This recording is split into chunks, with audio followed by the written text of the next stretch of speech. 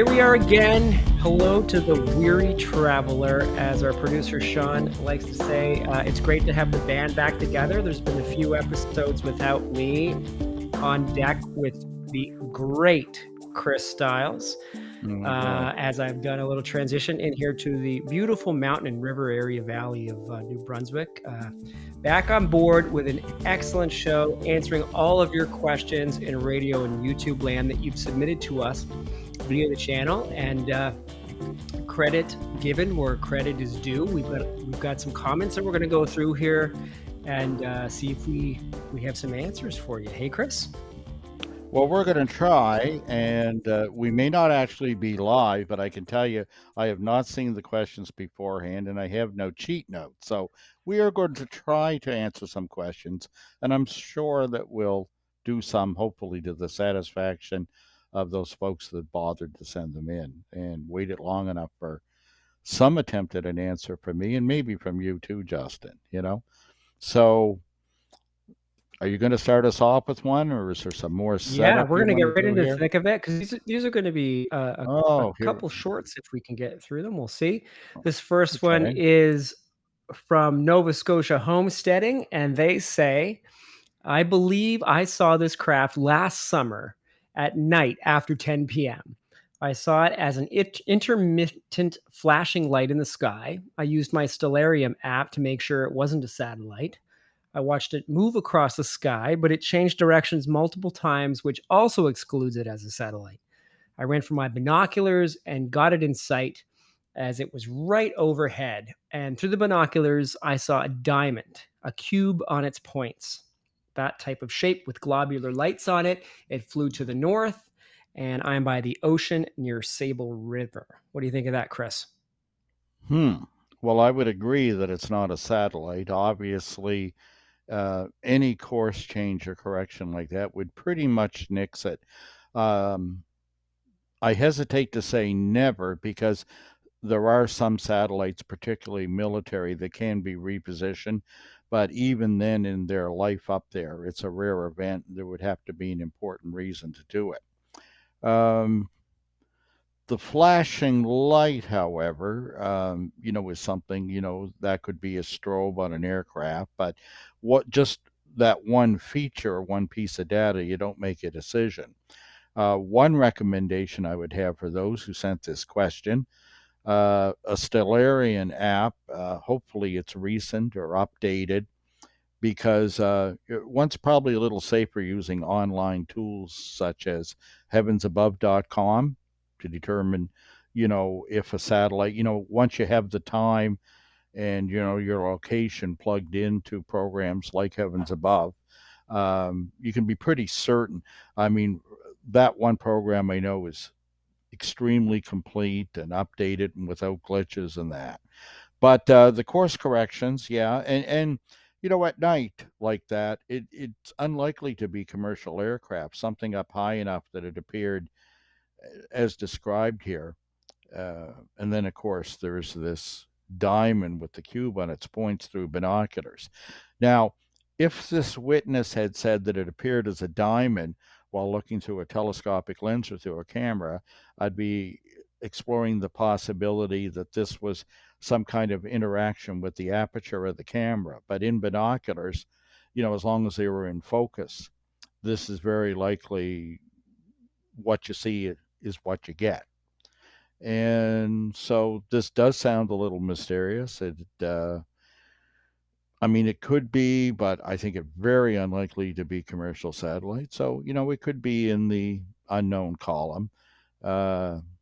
Sable River, somewhere I'm quite familiar with, and you're certainly in the strip where sightings are extant. But again, I remind all our viewers that it's a worldwide phenomenon. It could be anywhere, and it flew to the north. Yeah, and that was my question too. Like, if there was any kind of artifacting from being out of focus, or the range of the binocular set themselves, if that could sort of, give an inaccurate portrayal. Yeah, it's unlikely, Justin, with binoculars. I mean, the very fact that you have a diamond shape discernible in binoculars, unless they were electronic, and even then it's unlikely. Like I say, if this had been through a camera, sometimes you get that kind of interaction when the light just fills the aperture, and you sometimes see from even going back into the classic golden era of UFOs, where an aperture and a lens flare will kind of meld together, and you'll get a diamond-shaped object. But through binoculars, that's extremely unlikely. I think it's a case of what you see is what you get. And again, if this was commercial, uh, when I see the flashing light, not that a UFO can't have a flashing light, many do. If that was the only feature here, and that could be present on commercial traffic, but think about a commercial traffic just watching it pass over at night at altitude or approaching altitude. It's unlikely to make course changes, while you were watching. So again, I Yes. would think this one more likely does belong in the unidentified column. And again, it's great. That's our first question, just to see somebody bother to send it in. It's not something where, I was familiar or got a bunch of calls or anything, or any that I'm aware of for that matter, last summer. Um, Although last summer was not as quiet as it currently is. But no, it's interesting. Obviously, the witness honed in and did some of the right things and looked at the key details. So it's certainly in the unidentified column at the moment with me. So, yeah, good stuff. Yeah, and I love getting the input from people who have had potential sightings and they write in. That's great. Like one of our previous guests, Don Bates, who told a fascinating story about here in rural Nova Scotia seeing The, rectangles, rec- the and his rectangles, brother yes. before that texted me. Maybe Mm, he did to you too, and sent some pictures of some follow up UFOs that he had seen, and they were definitely quite intriguing. So it's always great to get hmm that input. Yeah, and Um, rectangles are rare. I almost put them yeah, in what I call the exotic category, just because of the, not that they can't be any shape, but there are just so few of them reported. And I like and I love anything those too. that's, You always hear these stories of these space yeah, platforms and things, and when you hear stuff like that, it's just, like, mind-blowing because it's so unconventional. that's right, that's right. And like I say, I actually would include them in the exotic category of UFOs because of the rarity. Yeah. Absolutely, yeah. So the next question we have, just to keep the show rolling, because Chris, as you know, like, you and I love this stuff. We could do this all day long, and Sean, the producer, would hate us because we would do it all day long, so we're gonna keep going. The next comment that comes in for us is, actually from my nephew. And if any podcaster out there tells you that their family doesn't make a comment, then they're just bloody liars. So this comes from Little Belly Brown, and he says, "Clear, I clear, love the and being name. open." Say that again, Chris. I love the name. It's I first thing I thought of, he almost should have went with Lead Belly Brown, but Oh, Little Belly, yeah. yep. It's all working. It's all good stuff. Anyway, That's let's funny get that you to his say that because question. now he's like a music aficionado, but back then he was just a little kid growing out of his gear, and now he's like 6'5" giant working in the film industry. So it's lovely to see him contributing. He says clear and being open to so much. Also saying what it could be, not being like it's an alien 100%, folks. I liked it. I mean, UFOs or aliens could be pissed off from these frequencies in the air and the ones we shoot out into space. You just never know. Or they have fascinations with our oceans or whatnot. A lot of speculations. You can tell that he's my nephew because we love to speculate here in the Brown family. What do you think of that, Chris? I'm not sure I detect a question or a question No mark, but question, just a basic comment on the show and our structure and how we operate here. well, he seems quite pleased, and it's pleased that somebody appreciates what we do or try to do here. Um, he could be right about an alien race being pissed off with us. I think Earthmen probably have a rep. You know, um, we're probably a puzzle. We're probably like, sometimes I imagine to another race we must appear like the cranky badger. That you want to give it a wide berth, you get too close, it can turn nasty. Not that all of mankind falls in that category, but all too many do. It must be very confusing to look down from above and see so much of all the various nations' gross national products being dedicated to defending what's basically invisible borders from the air. Absolutely. And, Yeah, just as a side note, I should mention that these questions or comments coming in are episode based. So these first few are from the very first episode we did, about my sighting that became Chris's sighting on the beach, down on the South Shore, and hmm so was Nova, and the episode's called "The Form of Things Unknown." So the next comment that comes in is actually from someone I know in the super city there, Halifax, Nova Scotia. Her name's Kate Phillips, and she says, "Thanks for sharing this story about this UFO. I'll have to start paying more attention to what's happening in the sky," and that's absolutely true, considering all the information that's come out, hmm not just in the last 5 years, but in this last month. Yes. Chris, Again, no question, but I will make a comment about this comment. yeah, Okay. You have to start paying more attention. Well, I'll tell you something that when I'm presenting live and on the stage, I love to tell East Coast people and especially Nova Scotians. Um, we tend to walk around with our hands in our pockets looking down at the sidewalk here. If you're in the city or the road, if you're in a rural area, it's time to look up, people. It's time to if you don't look up, you could be missing quite a bit. And we just have that habit, hands in the pockets, looking down, look up, look up, look out absolutely. in off the planet.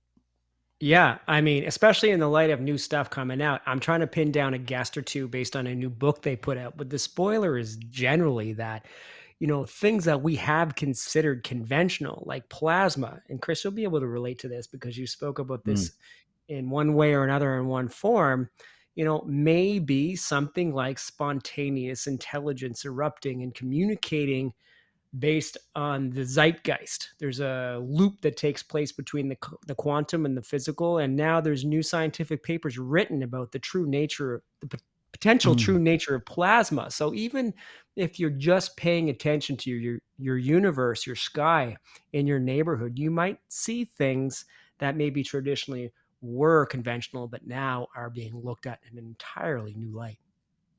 Well, last night I was doing an episode and uh, I lost track of a thought for a while. What you're saying here brings me back to something that I think is just a strong principle with me, which is that I think there are multiple causes for the unknowns, and particularly those things that are a little more mysterious, things that literally may have a tendency to exist, a tendency to, but that may not be all the time or certain, or a tendency to be in this dimension or another. I think there are such things, right? I mean, like I say, I have a blended view of this thing, and blended in that I think at some point there's a physical reality, but sometimes that reality or the persistence of it is tentative.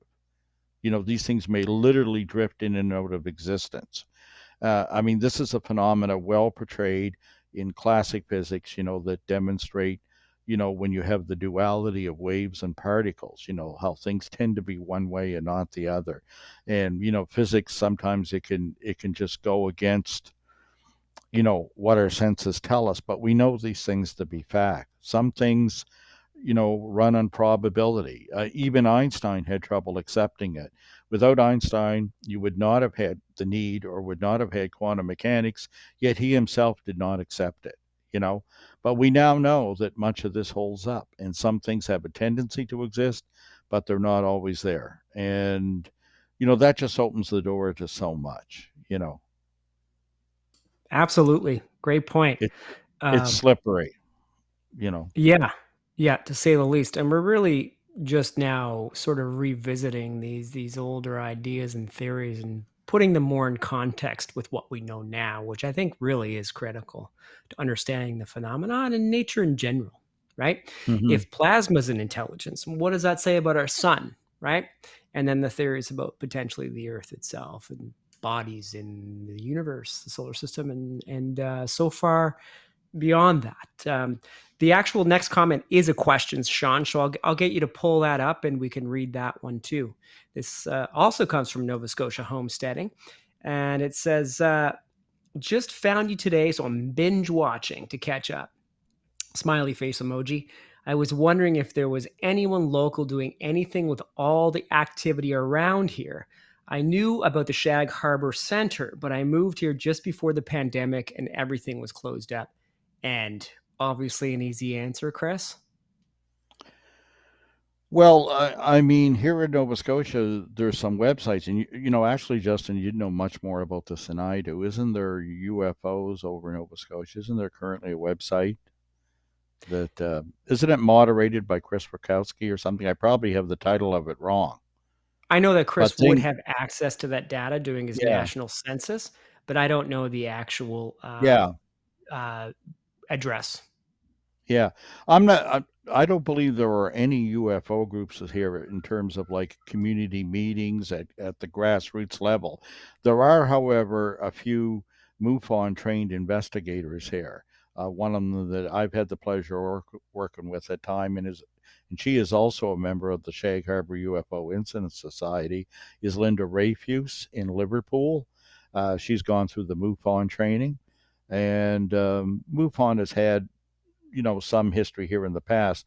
Now, there's a number of rugged individualists, as I call them, people um, like myself and Steve McLean down in Pictou County and others that collect sightings and reports, and occasionally, when they feel the data warrants, will do an investigation and occasionally an on-site one. But it's hit or miss. I am not aware of anything more organized than that, unfortunately, in Nova Scotia. But I know when I get contacted by a group like MUFON or an individual, they're usually, I don't make myself the most available, but I'm not hiding either. Usually the society will forward people to me. You know, we all do what we can. But I mean, you got to remember that ufology at just about all levels, except for a few lucky individuals, maybe in the US, it's a volunteer effort, you know, and they do what they can, and hopefully most of them will share what they find when there's something significant. So maybe this person and people like them or this group, Nova Scotia homesteading, might want to put something out there and try to organize such a group, whatever, in their community or within province. I mean, we could certainly use it. My efforts are focused on things, of course, obviously in the past, like the Shag Harbor incident and other East Coast cases, and policies and UFO history.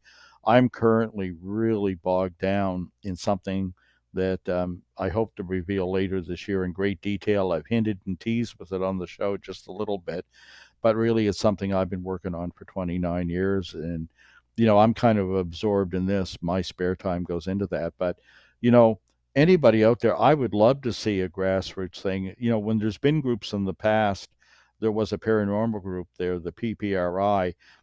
They didn't have a whole lot of involvement with UFOs, but I would drop by their meetings. They would ask me for advice or, you know, uh, input, and I was always willing to give it as I could. So unfortunately, we don't have it, but yes, in the summer and anytime, the society can put you on to me down there in Shag Harbor. Like I say, MUFON has a presence online, and if you report something, it'll certainly get forwarded to one of their investigators in Nova Scotia, and they usually do, make some contact and take a report and see if it warrants a personal or on-site investigation. And yeah, those are the options right now. And maybe you and those who are interested, or your friends or family, might want to consider like filling that void. You know, that's the beauty Absolutely. about this. What else Yeah, can you that's do right. nowadays where you can jump in without the training and get it later and play Sherlock Holmes? And you know what? You will make mistakes. I certainly made plenty. I still do. But you know what? The important thing is you got out of the armchair and you're doing something. And when you see something like that and your answer can't be Googled up, maybe you should just dive right in. Yeah, and I've always been astounded that there were no real groups really doing this. Like how few people actually were interested in collating data and investigating. It always blew my mind.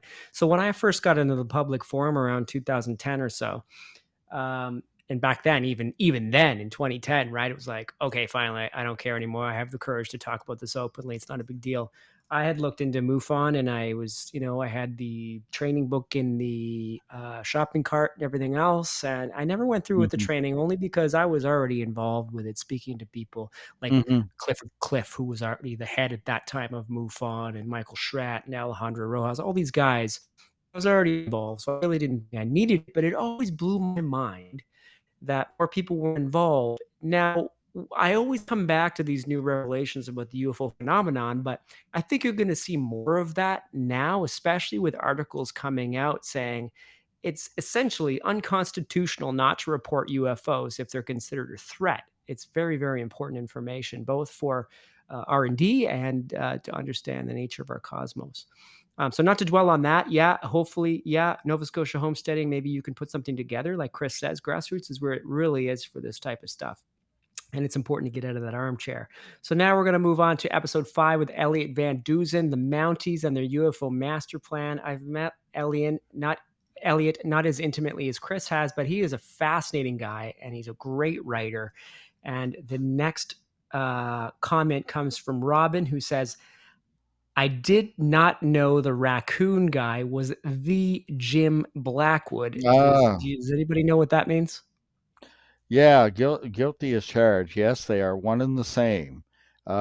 Jimmy Blackwood, an ex-RCMP officer, and he was known for years for being involved in the case at the time while on duty of Clarenville, Newfoundland, which was a fairly significant UFO case that has been commemorated by the Royal Canadian Mint with a coin, as was Shag Harbour, as was the Falcon Lake case. And yeah, Mr. Blackwood, like he lives in the Stellarton area of Nova Scotia, but he's perhaps better known around the world as, cute animals do get more traction than UFOs online. Yeah, Uh, I know the guy now.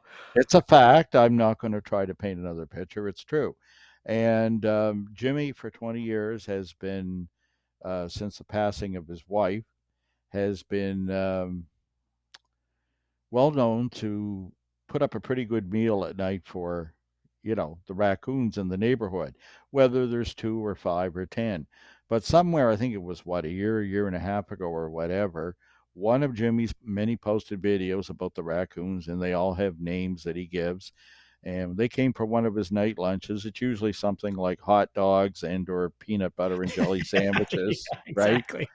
I'm not sure if he removes the crust or not, right? But anyway, he shoots these videos. They go online. They're quite popular. He has a huge following. One of them eventually went viral and received a lot of attention, including national news coverage here in Canada. And what it was is one night, um, a larger number than usual, 25 raccoons showed up. And they just couldn't wait. And as fast as those hot dogs and sandwiches were going out, they were just gouging on them, and they were crawling all over him or whatever.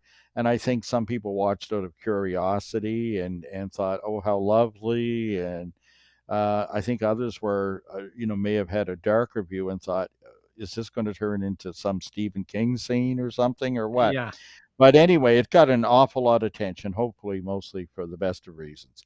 And yeah, he's had wonderful. quite a I've seen the following videos too. since. Mm, And, because of this, he had so many views on YouTube, even though he'd been doing this for 20 years. It actually, I guess, he did well and it became a good source of income for him. And I think a lot of that money goes back to the raccoons in the terms of even more better night snacks and meals. And yeah, he's a character. But yes, the same Jim Blackwood, he was a witness to the Clarenville, Newfoundland case. I forget the exact date of that now, back in the 60s, but it's been commemorated by a Royal Canadian Mint coin. And you can read about that in case in Don Ledger's book, The Maritime UFO Files, which is often in libraries, or I think his book is still in print to be purchased from Nimbus or online. And yeah, they are one and the same. And that Robin, to me, I think I recognize. I think that's Robin McKenzie from Yarmouth, the former high school physics teacher, I believe. I don't look know. at It's pretty that. small. I Hey, haven't got my glasses on, and they're no good at this point. Have I you do released any believe. information about Robin yet? Because you're involved with a bit of an No. investigation there. Well, we've been down to visit and talk. She's somebody that has an interest. She's retired now. Has had a few experiences in life as an interest. She has not been a guest on the show yet. That may be something I'd like to hope someday we did have her as such, because she actually had a couple of very unique experiences. But I would not want to talk about them Mhm. without her here, without her permission or whatever. Sure. But um, I when I did mention her name, like I say, we have no cheat notes here today. I did not see these questions, but I did recognize her. And of course, if you grew up in Yarmouth and went to Yarmouth High, you know those people will know Robin. But the other thing is, I'd like to point out, when you think about our previous question there, where we had, what can we do here in Nova Scotia? Robin, just acting as an individual, has helped with sightings I've had. She's often sent me some tough questions of, did you consider this and this investigation or that? And for example, the sighting that you and I and so many others were present for on Mm. Daniels Head Beach on September the 15th, 2018. It was Robin who has sent this question about Mattawa, Jim Ontario. Blackwood. Yes, she made the connection from MUFON files on her own, trying to make some sense of our sighting as we related it to her.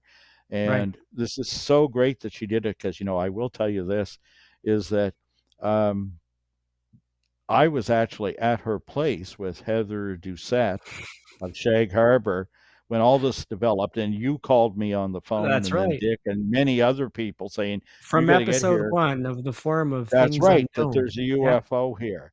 But it was Robin who sent a lot of, tough considerations to me of, could this be this? Could this, of alternate conventional explanations for it. And I had to deal with each one.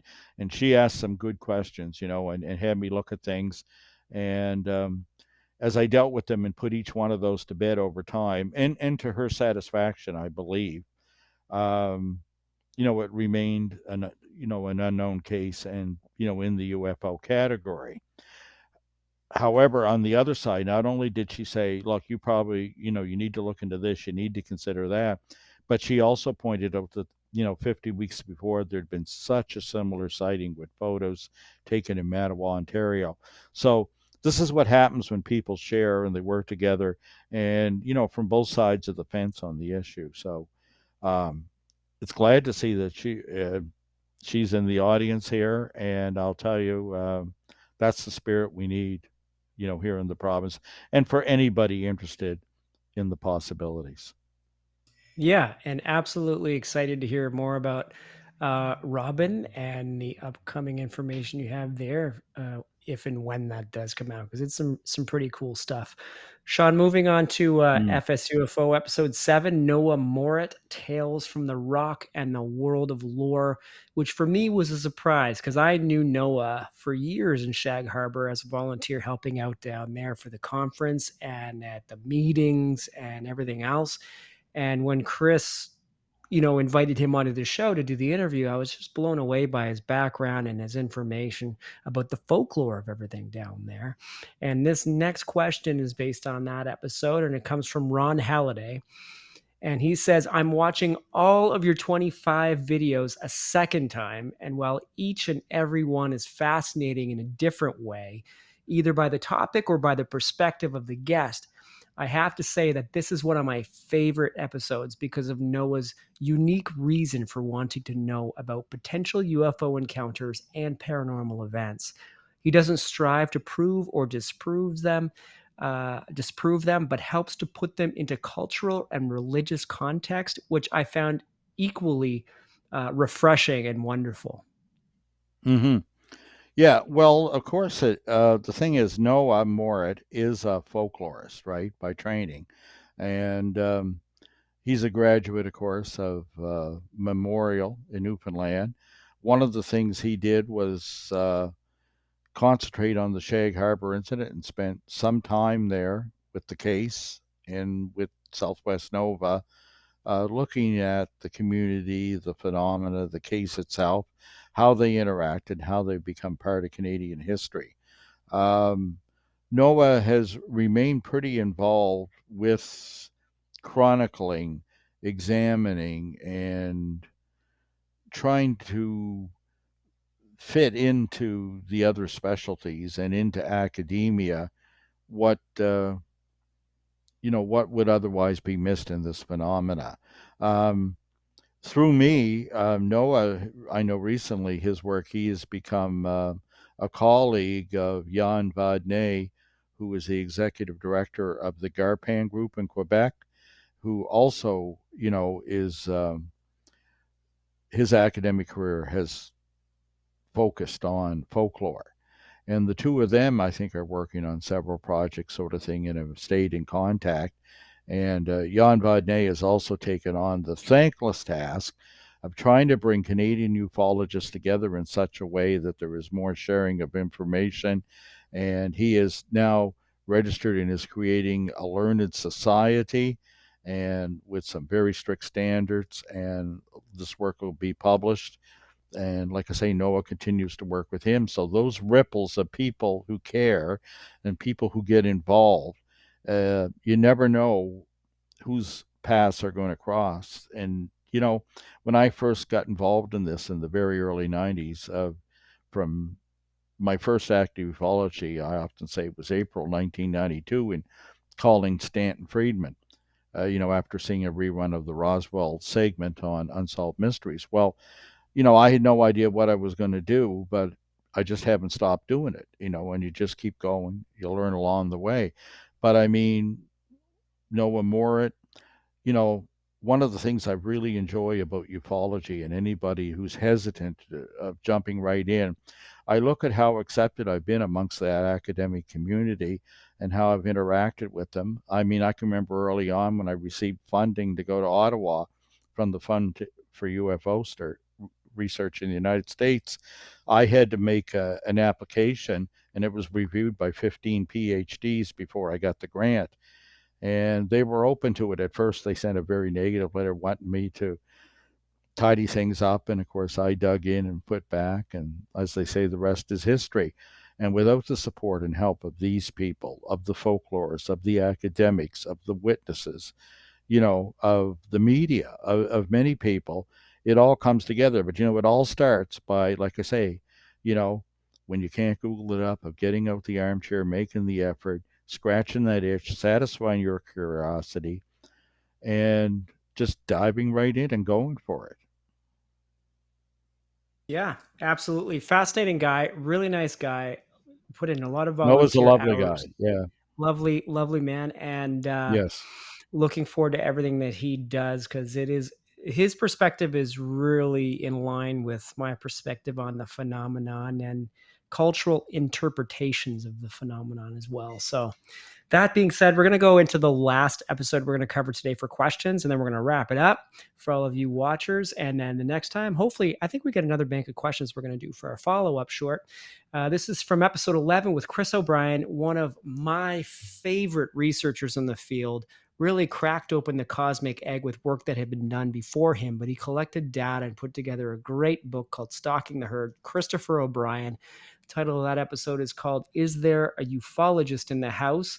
And George Kanakaris says, excellent guest. And he really was a great guest. But Ron Halliday comes back in and has a really nice insight here. And he says that's maybe someone at COGS, the Center of Geographic Sciences, or the Applied Geomatics Research Group within, would be willing to install, troubleshoot, and maintain one of those cameras or sensors. They would certainly have the expertise. Perhaps Doug Kroll of Oak Island fame would be a good person to talk to, as he works or worked in the COGS IT department. The Annapolis Valley might not be a hotspot compared to the South Shore, but it could be a good way to get those cameras up and running. And I would argue if we had some sort of sensory equipment anywhere, we would be able to collect data. Yes, and not to sell the Annapolis Valley short, I mean, I've heard over the years in the past of many great cases from there. It doesn't seem to be as active as the South Shore, but I mean, you know, any one case can make the difference in being there. But it's a great suggestion. Now, to Are expect you these familiar things, with COGS? no, I'm not specifically, but I understand, Mhm. that they're, the thrust of their work, the focus in that. Maybe such a thing as a possibility that, they would donate such an effort, possibly even equipment to it. But if that isn't the case here, if we were to explore that option, the cost of these things, as you know, remember afterwards when we were dealing with our guests that time, was that it's coming down all the time, and it's coming down very significantly, and it's something where between maybe some donated effort for setup and maybe the cost becomes reduced, and maybe down the road when this show continues and develops into something more active, we might be able to raise the kind of funds necessary to set up such a thing and to maintain it could be very reasonable, Mhm. and it might be something we're willing to take on perhaps in, the next year or two or something. But yeah, I mean, one could reach out to them or anybody else that it's going to do it, and it would be a great thing. I mean,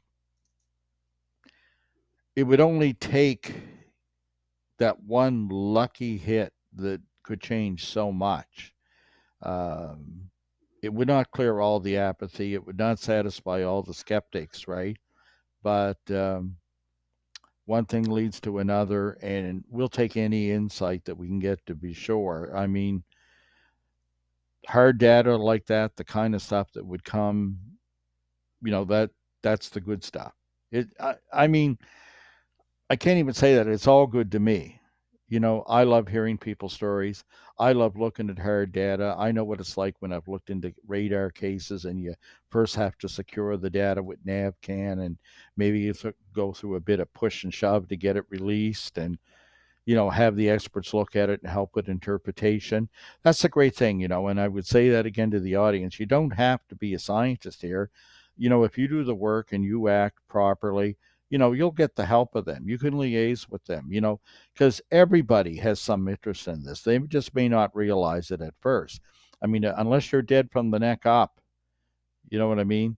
These questions Yeah, are pretty much universal since we sat at the mouth of the cave and looked up at the night sky. I mean, they're absolutely. still there. But that's a great suggestion. I've always had trouble going out there begging for people's efforts, but you know what? When I've often got a positive result. So that's something maybe that we should consider, and maybe down the road or whatever. But great one. And I love the old adage, "Strike while the poker's hot," right? With everything going on in the world, if it would be lovely to find someone who is really good at poking the government funding gut with the poker stick and soliciting some funds, because what Chris is doing, A, has become incredibly affordable, and B, it has triangulation capabilities, which really helps to Hmm. narrow down precise locations, trajectories, all of this wonderful data you can collate from multiple sensors and cameras. So, you and I Hmm. have talked at length about doing something like this on the South Shore, and I think it could Yes. really help to add to that data collection. Well, yeah. I mean, you need a few dedicated people, even once you get those resources to sustain the effort, right? And it's not rocket science, as people say. There's an overworked expression, but like you have to become very familiar with the equipment and you have to understand it, particularly when you get a result or data out of it. Um, Believe it or not, one of the problems I found, like say when I investigated cases where you were looking at data such as like air traffic controller cases, I can remember looking into one in Winnipeg, and the airport there had all new equipment installed. And some of the new equipment, which promised so much and delivered on it, wasn't all that well understood. And in fact, most of the hard details that the air traffic controllers, and just remember lives are at stake on that job in that position, most of them wanted to know a lot of hard details that the company kept a secret. They were proprietary company secrets. They did not even know till they sent someone up on the roof uh, how many times, the beam signal had to go round before an object painted on the screen, or what that rotation rate was, these kind of things, right? So, when if we were to get in that position, this stuff would have to be maintained, it would have to be understood. And often, you have to appreciate in the case, and in fact, in this Winnipeg case I mentioned, one of the things that came up is, was it possible that a really fast mover that went horizon to horizon in 2 seconds could have been missed by the beam? And in fact, that was the case. This case was also puzzling to move on, and they had me look at it as a consultant to see, like, where did they go wrong. That was one of the things. The other thing is, when you went back and look at the media coverage, I eventually found that expressions were used in the newspaper, such as two amateur astronomers last night saw. When I located the two amateur astronomers, it turned out they were not amateur astronomers, simply two men with a telescope. Not quite the same thing, right? So, Yeah. yeah, but no, I'm getting almost slightly off track here. The point is, it's a great suggestion. Mm. It's doable, I think, in the near future. Right now, I'm bogged down with, like I say, a big case I've worked on for 29 years, and trying to help the Shag Harbour Incident Society pull off this year's Shag Harbour UFO Expo that's scheduled That's for right. Yarmouth. And it does look like it's going to happen this year. We've had so many bumps along the way with COVID, and we just had another little bump in that we lost a speaker, but, have it filled in. There's all these things for me that are taking my time up when I'm not doing my 9 to 5, or all the other things I do that distract me in life. But that is something. Let me put it this way: I'm not going to say long-term goal, because I don't like long-term goals. Let's say a medium goal. Once I get some of those things behind me on my calendar, right? I think we should try to consider that as a priority, Justin. So you can Yeah. poke me with that again down the road after October, seriously. Okay. And because, I'm usually pretty good too at sometimes getting the help from those that can give it, or that can give support. And that would be a worthwhile project, and especially in Southwest Nova, but really anywhere here in Nova Scotia. And something? Just to flip out to a slightly different thing, I have to say that when I was in Ottawa, person looking into Shag Harbour, and met Squadron Leader William Bain, the source, the spokesman, who was quoted in the newspaper coverage of the day, he was always lobbying the government, he said, for a larger budget. He wanted to station 3 Sea Kings around the province that had a secondary mission of being able to fly right to where there was a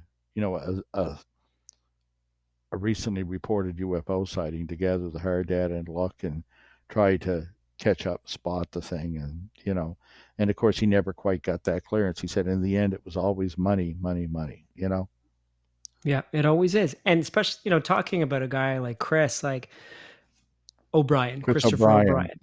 and Yeah, knowing him personally, you and I, through the interview, and me in the yeah. past from other stuff I've done, he's So he's really serious. willing, and he's really Yeah, willing to help organizations I and remember that episode, investigators and like how. us with an Yeah, affordable, injection. yeah, he's very serious. I remember how much time he spent with us after the phone when I had some basic questions about that, and had some email follow-ups to suggest, what kind of money we'd be needing to look at. Mhm. But it was like, Yeah, reasonable. several $1,000s, but doable. You know what I mean? Yeah. Like, it wouldn't take a lot of fundraising or donation to cover it. You know, And it's think about something, when like he I say. started. We're talking millions, Hmm. or even, hundreds of thousands when Oh he yeah, yeah, began this stuff, yeah, 20, 30 years ago. And now it's just the yeah. technology's evolved so much that, it's so accessible to so many different groups. And Sure. I think disseminating the information that it is accessible, can really, really help the field and collate Yeah. data across, large geographical spans. Well, why don't we try and make this a priority after we get the obligations of this year over in the fall? Yeah. That would be Yeah. something that maybe us and our audience, and suggestions, and some I'd love to really be involved. cool. That's All how it right. Well, starts. what's that? That's how it all starts. The I commitment. love it. You, Yeah. you draw that Well, line that you yourself must step over. before we come down to this last comment and close out the show, I just want to say, I'm always still involved in the UFO stuff, whether people are aware of it or not. So after this, I'm probably going to go in there and open up the editing software and finish a short film. I'm editing, and I've already shot it. It's in the can, and it's about a UFO landing sighting in Cape Breton, real up close, where they saw the UFO and the legs came out, and it was there, and then it wasn't. And it's just a short film, but I'm always in the background poking around with the stick. So this last comment comes from Boogie on Down, and they say tulpas. There's zero proof they exist, and the greatest tulpas that should exist due to human extreme beliefs in them. Mm. God, the devil, and Santa Claus never show up. And I would argue that that is not really the case sometimes. They do show up for people. Nick Redfern, who writes fantastic pieces, try to push this in his books, but never has an answer to the question of billions believing in God for ages, not showing. Yet Slender Man, known to maybe a million people at most, is a likely tulpa. And nothing says the trickster is a single entity. It could be a culture of non human intelligences doing this. Quantum wave particle changes appear to be a trickster event, even though it is us doing the trick. Boogie on Down is really educated, I can tell right out of the gate, and it's a wonderful statement question. What are your thoughts, Chris? Well, hmm. You could come at Yeah, this there's so lots to many unpack. ways. Yeah, it's all over the place. I have trouble with the negative start at the beginning of this. There's zero proof that they exist. I mean, depending on how you define a tulpa, some people would say, Yeah, it's something that's just created in the mind, like in Buddhism, yeah. but the thing is, this concept of a trickster or a single entity, what I know personally, okay, um, I just thought of something. I got to get this out before I explain what I've learned Let's personally. go. Santa Claus, as Stanton Friedman used to say to me, you can't prove a negative, Chris. You can't prove there is no Santa, and you have to bear that in mind. But here's what I learned Yeah. personally: is that from my on-site investigations, from my meeting the people that had unusual experiences, particularly where there was a trickster. And of course, the best example we can give of that is the Lower Sackville case from Hmm. 1976, right? Where you have people standing in the same spot, looking upward at the same event, and in the same time frame or just seconds apart, they are experiencing it totally differently. Whether it be the Webster family, the next door neighbor, the Bedfords in this famous case, or the RCMP officer on scene. To me, what that shows is that there is proof that there was at least a trickster, who, and what would Jacques Vallée call this, who's looked at so much at some cases? He would call that a reality transformation. I boil it down a Yeah. little simpler and say that case, which I believe I proved, not just gathered evidence, but proved it in that, when you read that story, when you read, some rendition of it, it's so pure. It's so unexpected. It's quite genuine. Nobody here, these people, they didn't get along. They weren't neighbors. Nobody I was going to come knew I was going to come knocking on doors decades later.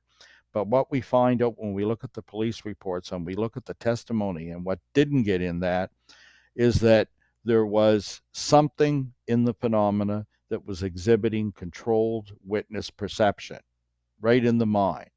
It did it. And even though people tried to ignore it, didn't want to come out of their house would shake. They would hear noise. The people outside on the lawn looking at the UFO would hear nothing. They were just doing an eyeing with the RCMP officer. But if you didn't come out, it would make you come out. Controlled witness perception. And although they tried to deny it, although tried to hide it, it was there.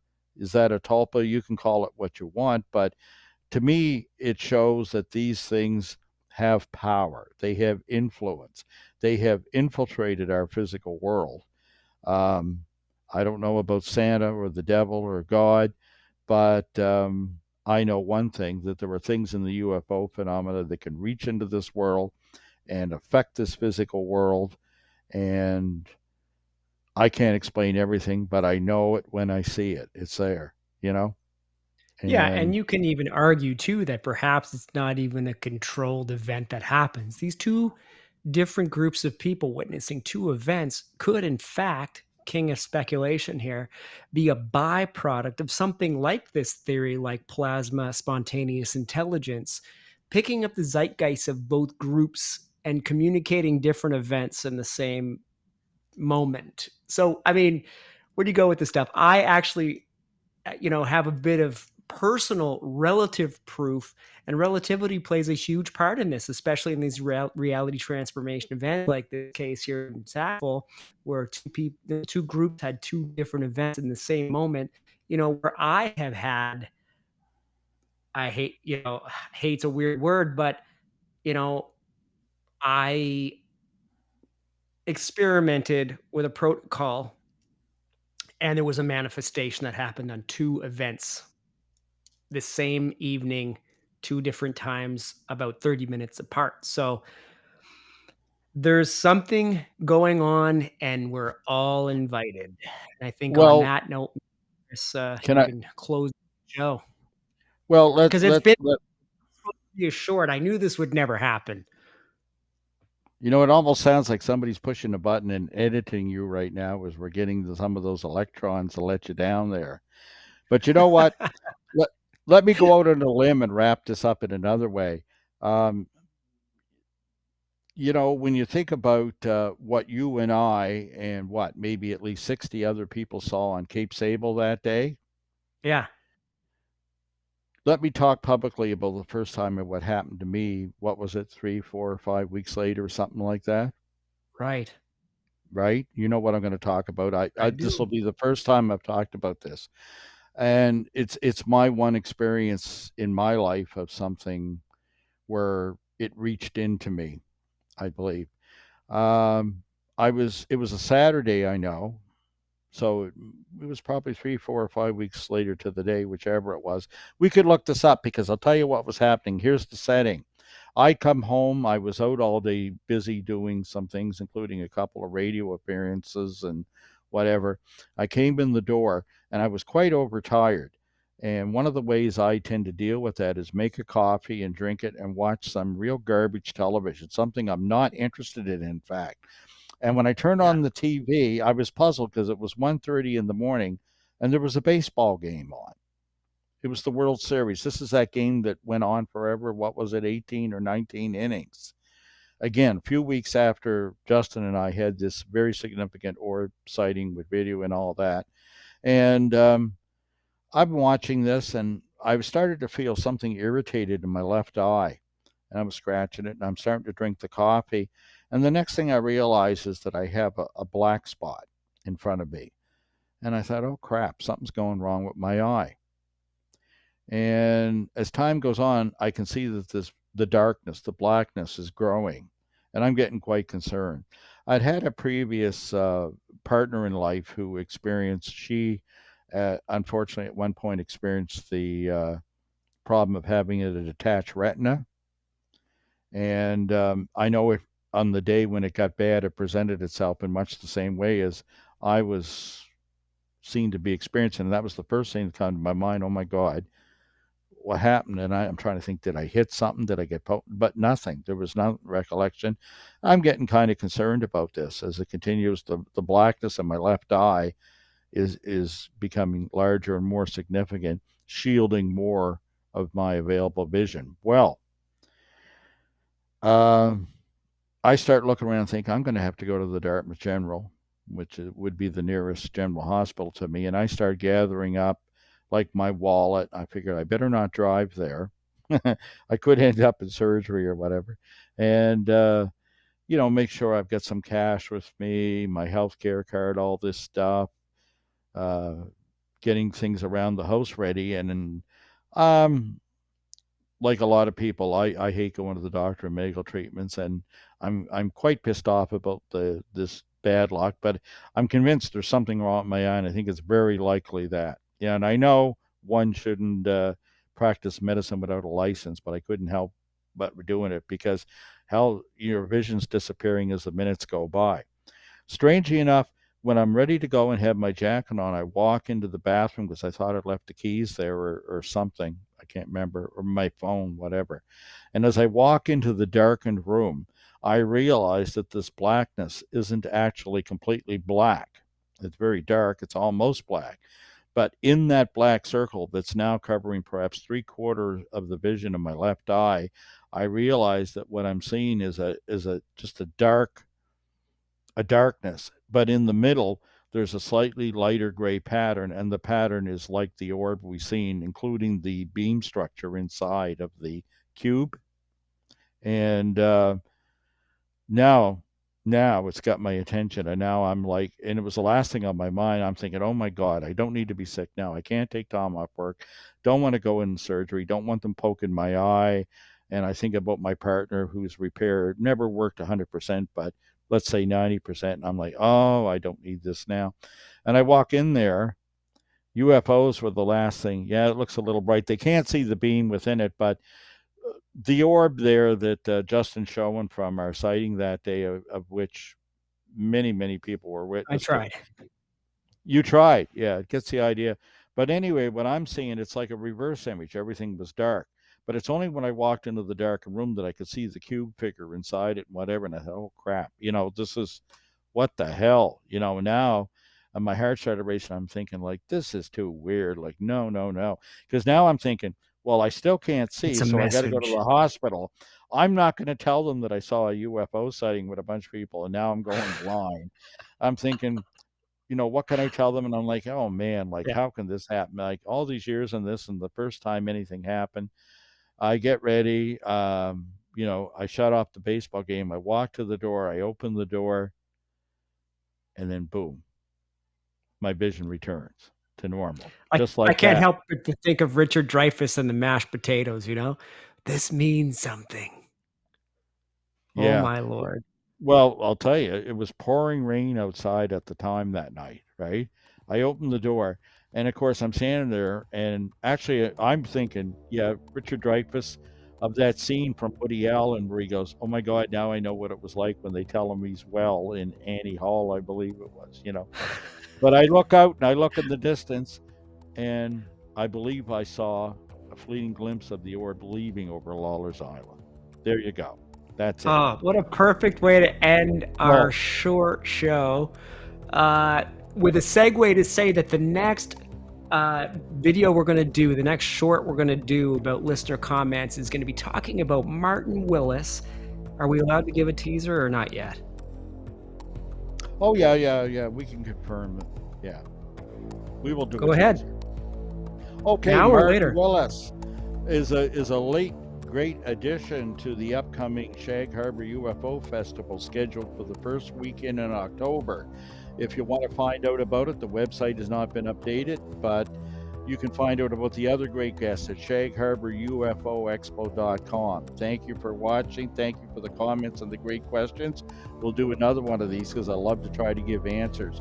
What would Stanton Friedman have thought? He said, Chris, you're breaking the 11th commandment. We're not supposed to see things as ufologists. Hey, two of the best, Martin Willis and Chris Stiles over here. Thanks for tuning in. We'll see you on the next episode of FSUFO.